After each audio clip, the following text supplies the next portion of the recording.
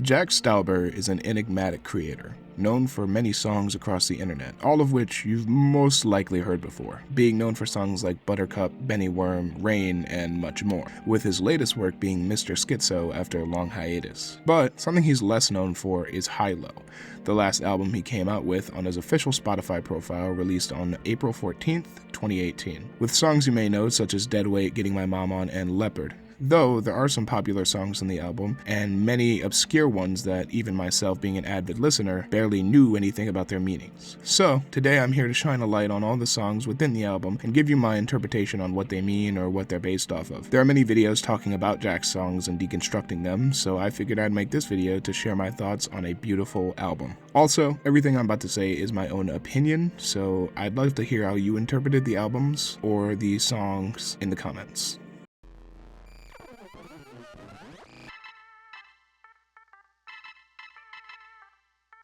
The first song on HiLo is Kunk.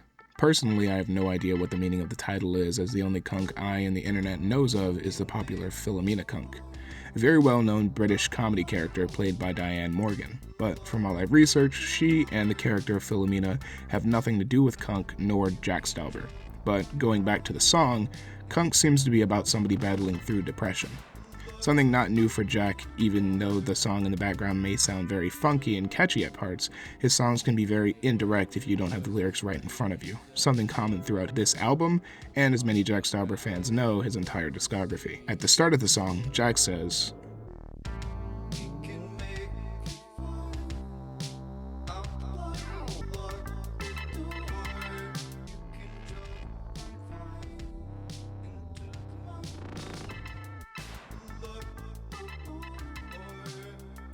what first must be identified is who is Jack talking to and what is he talking about. We know who he's talking to and what he's talking about with very little interpretation, as he is going to hurt himself or somebody else. And guided into the pre-chorus, it gives a reason to why he's hurting himself. The reason that he feels like he's here for almost nothing, only to pass the time feeling abandoned by all his best friends, and finds himself carrying all the questions as to why he's still here. Jack eventually feels that there's no reason to continue to live, and given the idea to put an end to his own heart, as he feels that he should relay these feelings to his God, giving reason to why he feels so lost, and whatever reason he had to live is gone. Jack also mentions a monster in his cave, a representation of his depression living in his mind, leading him to stay quiet about it to be safe. Rather than Jack seeing this monster as something for him to avoid, the way he shuts himself away could be that Jack is afraid of the monster hurting other people. He also thinks of killing himself to rid the monster out of his brain by hanging himself to destroy it. Now, comparing it to a bug, Jack feels that he needs to do this alone, how he feels to be free of this pain and not spreading it by swallowing his teeth or shutting his mouth, shutting his blinds, and staying away from the outside so he can try again and again until he has done what he needs to or he dies. Jack at the end of the song, in a very ethereal verse, comes to a realization that to defeat his depression, he needs to find something in his heart that he desires and loves. Though he understands his faults, Jack still contests his inside feelings. His deep-seated depression is still inside, but now he has a way to manage it and a way to search for something to fulfill his life.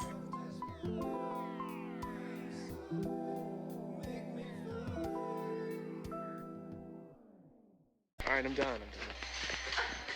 I love what I can. In a metaphorical sense, someone who is dead weight is a useless person who can be seen as more of a waste. Specifically, a heavy or oppressive burden or responsibility. Deadweight is the most popular song off of HiLo and very well known for its music video and catchy lyrics. The start of Deadweight says a lot about how Jack is feeling, loving what he cannot see being interpreted as him loving a future that he works towards no matter what's expected of him from normal people. Jack then begins to wonder what he can do to fill his pages. What can be more impactful to Jack as a creative and a songwriter to fill his pages with lyrics that moves us strangers or listeners to feel some types of way about his music. Jack lives his life filling the ages of our time with his lyrics and feels that it's too good to quit. The chorus is him saying dead weight again and again. Putting the first verse and the chorus together, we can see that Jack feels like dead weight to his own life, as if he's living a life that's meant to fill the pages with lyrics and meaning, to create something amazing out of what he experiences as he feels that he is not doing what's expected from him in society. The final verse cements the fact that Jack feels content with his own life, experiencing it the way he wishes, knowing that there's more wood to burn, meaning there's more fuel and time to create something with his life through music and possibly through other mediums with time. Could I get one cookie, pal? One cookie, please. Coconut Ranger. Just my pace. To be honest, I can't think of anything important to say about Coconut Rangers. It could be referring to the cookies that are most popular on Royal Caribbean ships, but I can't think of how that at all connects to the song. The starting verse is a lot like the rest of the song and carries a soft, ethereal presence with him describing someone's features, the features of his girl or his lover in her own hidden world. And understanding who Jack is talking to in the pre-chorus, it explains that his girlfriend hits him in waves with any action that she does, making him feel that much better or worse depending on how she feels. Admittedly, I don't know what spit on cars means, but it could be Jack and his lover kissing in a car as they both lean in too far. The chorus carries Jack through how he truly feels about this girl. He really loves her, more than anything he's loved before, as it even seems odd to the girl as she asks what his deal is, and he's just happy that she's real, that there's someone actually out there for him and he found her. This part of the song has a much more intense and louder instrumental, as if the other parts of the song were Jack internalizing his feelings about her to himself, and the chorus is him spilling his guts to her. The second verse goes into more detail about his lover, now less about her looks and more about how she acts, with a shy form, wide eyes, and describing her as a smitten pearl, meaning for her to be a love-struck person who is pure, with the chorus and the pre-chorus repeating, cementing Jack's importance to his lover and the importance to her, to his own life. As the outro dances between the two lines of the verses, saying both at the same time, giving a final description of Jack's lover.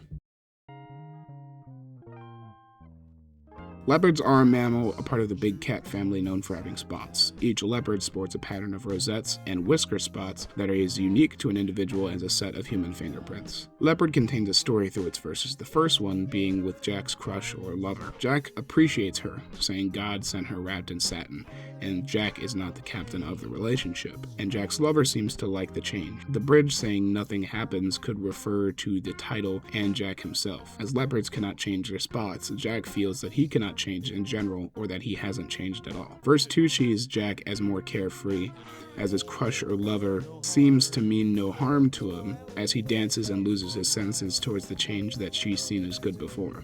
Now saying that it's too late to change, as last time he tried, nothing happened. Something else you can probably hear is the music. Between each verse, the instrumental changes, with this one being more of a swing jazz beat, relating to Jack's carefree feelings of change. I won't mention it every verse, but it's pretty interesting to have so many styles. Verse 3 paints Jack in a strange light with both music and lyrics. He is seen as taking life faster, taking her for rides, then leaving, then coming back again to give her attention in odd, almost manic ways, to the point where his lover is gone and he cannot find her. He also seems that they've changed and finds both of their changes strange. The next verse, Jack seems to feel more down, both of their minds under the floor clouded in mystery where they cannot see the light anymore, leaving both of them not understanding each other well, and with the promises of their love being sealed away within the pain of their own separation. Verse 5 describes Jack as looking into his own psyche, convincing himself that he'll never change and calling himself a loser, and even if he decides to change, it's simply a game he's playing on himself. And in the next verse, Jack still attempts to change himself, trying to feel it out and making it natural, but he struggles as his brain calls him a fool for trying, yet he still tries. And in verse 7 and 8, they all connect together, with Jack trying to change and panicking, feeling frantic need for the change that he desires to keep growing and growing as he feels time ticking away. But verse 8 leads him through the struggle of saying goodbye to his older self and being happy with the way he's able to change the person he was, despite the sacrifices he had to do in order to get where he was now and become who he is today.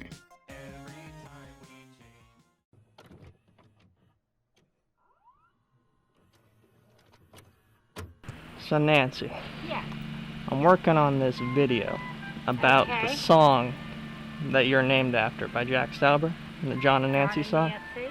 It's almost 600,000 views on YouTube right now. Yeah. And nobody really knows that it's named after you. So I'm trying to make something about Rossi's that's connecting it with the song, because no one really knows. Nobody really knows. All right. Everything I have to watch back. Red, right, left, to the So the intro to this song is more attributed to an actual John and Nancy. There's a ton of detail from a Record Breaker video that includes a look into the song, so check that out after this video in the description. The first verse opens with Jack waking up in almost a panic after having a dream that someone he cares about has died, and something he could barely understand. The interpretation of the chorus has Jack's experience of the dream never being able to leave his eyes as he turns his lights on, sits up, and repeats the chorus, possibly meaning that he has had these dreams often. Afterward, Jack feels like he has to hide this experience from his loved one's death. Seeing his loved one even not being able to help the fact that he's seen them dead in that very vivid dream. Every time he sees them, he thinks back to that dream like it could happen to anyone at any time. With the memory of this dream still haunting him to this day, it could be applied to his mind without even thinking about it, making Jack's dream an endless repeating nightmare within his own mind.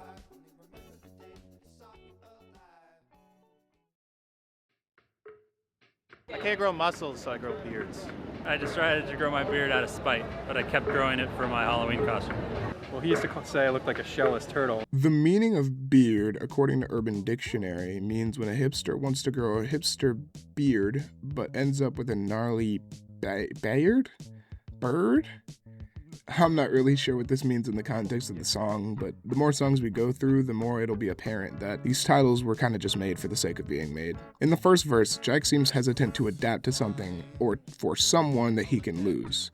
Jack's hesitation comes from somebody he wants to talk to, but can't handle the thought of losing them, somewhat connected to John and Nancy being filled with the horror of losing somebody you love even within a dream, but this seems to be more centered in reality. Jack painting another color could be interpreted as him being painted over and over by another color. Sticking with the themes of change, Jack seems afraid to change, having to hype himself up to be bold enough to choose to change for somebody. The final verse reveals that Jack is trying to get closer to somebody, but he can't. He feels that he can't get closer to them because the more he does, the more he makes them cry, fitting with the previous hesitation of reluctance and trying to get closer to someone due to his own feelings. And the chorus repeating could be seen as a desire to change, to be painted over another color, but rather than a desire to change to be better like in Leopard, Jack seems now more open to change just to get closer to this person, not because the change was positive, but obsessive. Also, in the end of the song, there's a sample of a song called Dumpster Girl, made after the creation of HiLo. I'm not really sure if it means anything, but it's an interesting little detail.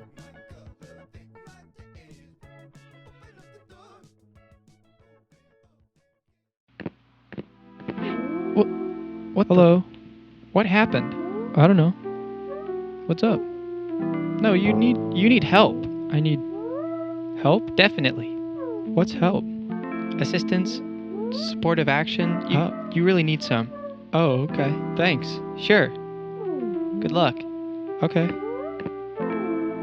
Help. Help. Oh, how can I help? What? Is there a way I can help? I need help. Do you want help? What? You don't want help. I don't? No. All right. Well, thank you. You're welcome. Goodbye. Bye. Fine. Okay. All right.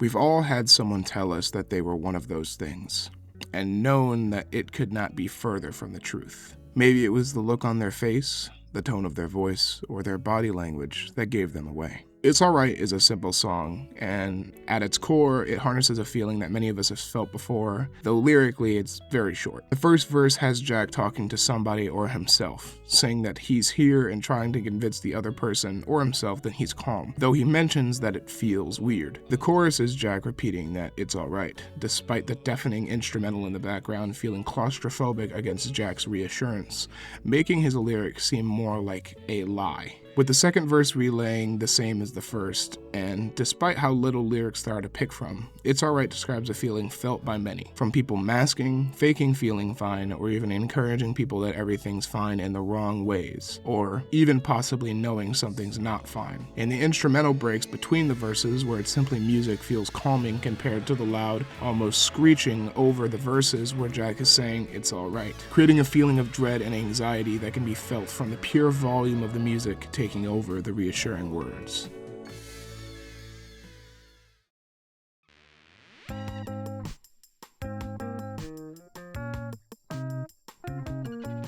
A small world can be used when surprised by an unexpected encounter or connection, showing how people or places are more connected than expected, and said when coincidences happen in everyday life. The first verse gives us a little to work with up until the chorus. Jack seems to be representing something rather than being a person-to-person conversation, or even a person-self conversation. Much like Kunk and Jack's representations of depression, Small World seems to represent a more nagging feeling inside of people's heads, or a part of the brain that convinces, attracts, and persuades us to do things. First verse describes someone's morning with a jump start, a Pop-Tart, and a streamlined and consistent process that this person starts with to have something pleasurable and consistent. The next verse is almost akin to a disappointed parent, with the representation of her mind calling her Pigpen, and possibly giving insight into a drug issue with the girl, with the chorus repeating as if to give hope to the situation. Finally, the bridge adds more depth to the song as it becomes more somber in tone and describes something that cannot be felt alone that eats away at the girl. The overall message of the song, giving the desire to change from comfortable mornings that leave you unhealthy, lack of hygiene, and drug issues that make you feel worse than you already do, is hard to attempt to fight despite the habit you have attempted to build to change for the better. Pad Thai is a dish from Thailand and is typically made with rice noodles, shrimp, peanuts, green onions, scrambled eggs, sugar, and bean sprouts. The ingredients are fried in a wok.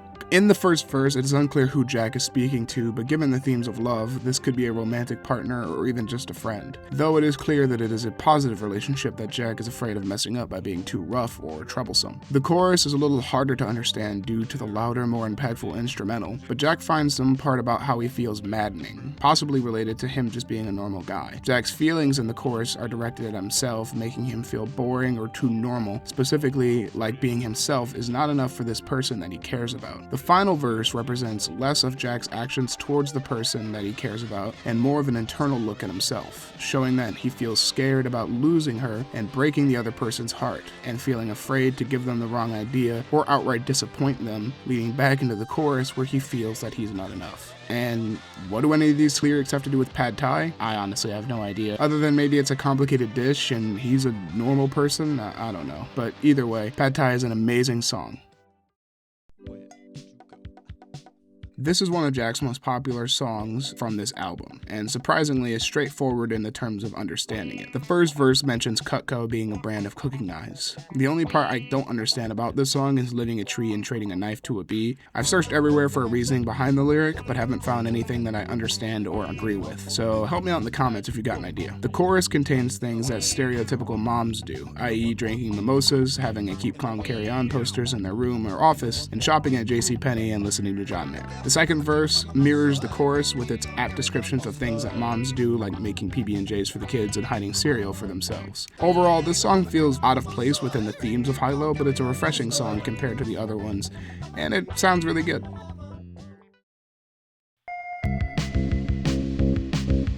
Data bending, or data bending, is the process of manipulating a media file to a certain format using software designed to edit files of another format. Distortions in the medium typically occur as well. Starting the song off with a stronger message than most in the first verse, we can see that Jack is talking to somebody, possibly saying goodnight, or that he needs rest with the moon rising and descending. He then lies, or runs a lie, that his life is ending. Either Jack is going to take his own life, or that he's dying for some other reason. In the pre-chorus, he says goodnight to his sweetheart, with thicker thighs for his friends, possibly meaning that he's going to have to leave her to his friends, seeing his death as too young and too hard as he thinks about his life ending. The act of data bending could be related to Jack feeling edited in some sort of way, possibly disoriented from reality, where the calm of this song makes him feel oddly relaxed with him losing his sense of self. The person he loves constantly feeling like his life is ending or it is already over. Jack then questions whoever he's talking to, or possibly himself, on why his future life is depending on having a sound mind. The pre-chorus comes back to lull him into his data bend, to change him in order to make him a lesser, more edited version of himself, and to go on with life without it actually ending. Finally, the outro is more clear on what Jack was thinking to himself, debating the desire to data bend or to change himself, and at the end, he seems to have made his choice, turning to his girl, his sweetheart, and waking her up to ask her, or rather to tell her, what he's going to do.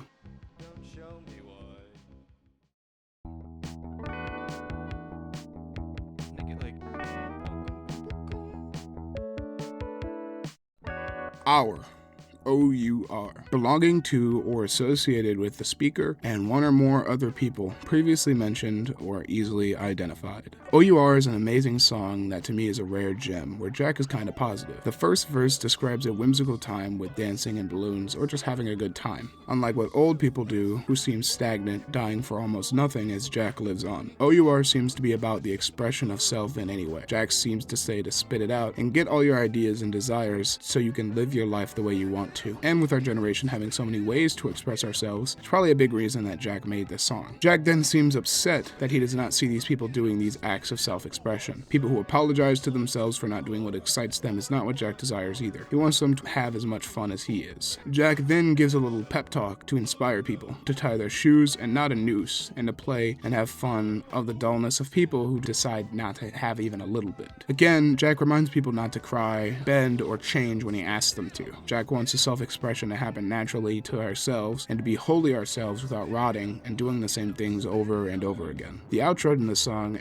mixes a couple things together, both as a jab at his older song named Red Press, but also has use in this song. Throughout OUR, Jack's message has been to express ourselves in any way possible by making things, whether your creations are for yourselves or for others. Human expressions and art is one of the most important things to humanity, and this outro acts the way many people do, staying locked inside, rotting away, and lazing about, and not doing anything with their innate potential.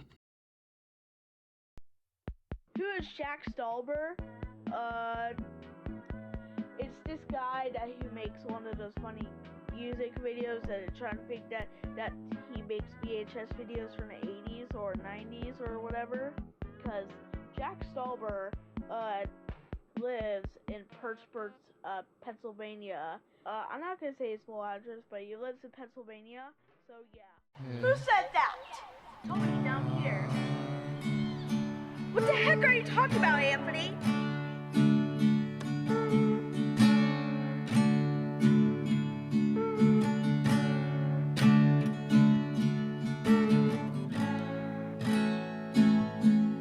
Do you believe in destiny? Huh, Tony? I don't believe in destiny, Anthony. Really, I don't. Pizza Boy starts out with an intro of voices from an old deleted video from Pizza Boy Anthony. It's not important to the meaning of the song, but it's a little neat to know about. Either way, Jack asks if it's right to wade through pain to know a chosen life. Though through the chorus, we know that Jack is talking about work. Any kind of workplace, chaining your brain and straining your mental and physical self to support the ones you love. His question being a very common one. Does it feel right to do the bidding of someone or something so mind-numbing just to be able to live? These next lines describe the rush to get in and get out, possibly describing a concept known as the rat race. To get in and out slowly, to impress people you may not even care about or know, to either get nothing or barely what you need to survive. Finally, Jack speaks of a precious eye, to push it by being the act of opening your eyes to keep the people that you love alive. This song acts as a direct inverse to OUR. And despite many different songs in this album, like Leopard, OUR, Pizza Boy easily takes the cake for my favorite. It is an amazement and expression of issues that we still have not solved for many people. And that's HiLo, the album in full. And again, this is simply my interpretation of all the songs after listening to it for a long time. So any feedback or theories you have of your own would be amazing. This video has taken a while to compile and edit, but it has been as much fun as ever. Easily taking the cake for the longest video I've ever made. Also, there was much left over from this video. Neat little facts, tidbits, and things I didn't decide to fit into here because I didn't think it fit. Though, if you guys do like this video and say you want more, I will add in some little tidbits about HiLo that many people also don't know, such as what Jack's favorite song is, what specific songs came from, and why there are so many songs that are from different eras of Jack Stauber. I'll start working on a sequel. If not, then I got a few other projects to tackle. And I'm really glad that whoever you are, you watched this far and you love this video. I'll see you somewhere, and thank you.